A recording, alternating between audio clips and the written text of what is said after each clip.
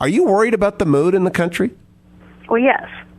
People are angry and they are frustrated because whatever issue or cause they have cared about, whatever festering problem they hoped would be resolved by now, no matter how hard they've worked to elect Republican majorities, the political class has failed to make real change.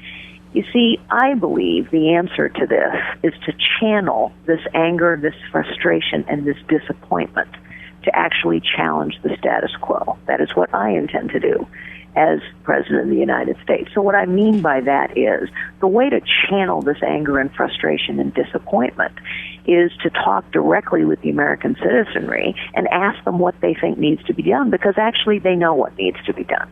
You know, I've talked about this with you before, Hugh. I would go into the Oval Office on a regular basis. I would ask my fellow citizens to take out their smartphones, and I would ask them questions. You know, do you think we should know where your money's being spent? Press 1 for yes, 2 for no. Do you think we ought to finally secure the border? Press 1 for yes, 2 for no. Do you think the VA really needs a top-to-bottom reform? Press 1 for yes, 2 for no. Why is that important? Because it puts tremendous pressure on the political class. And we know politicians will respond to pressure, but it has to be concerted, it has to be consistent over time, and it has to be focused. Technology in the hands of the right leader will focus citizens of this nation. And leadership and citizenship together can challenge the status quo and produce results. But that is what is needed now. Just anger and frustration won't change anything. And stoking people's anger and frustration and fear can make things far worse over time, as your question suggests. Do you think Donald Trump is doing that? I do.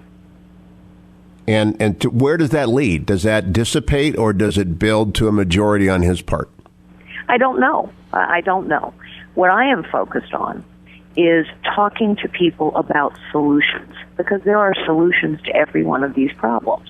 Every problem we have can be solved, and every wound is self-inflicted.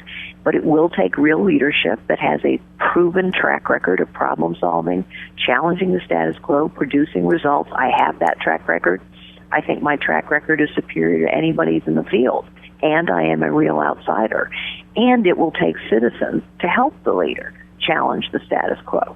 But we can't just talk about problems. We also have to talk about solutions that actually can happen and that are practical and reasonable.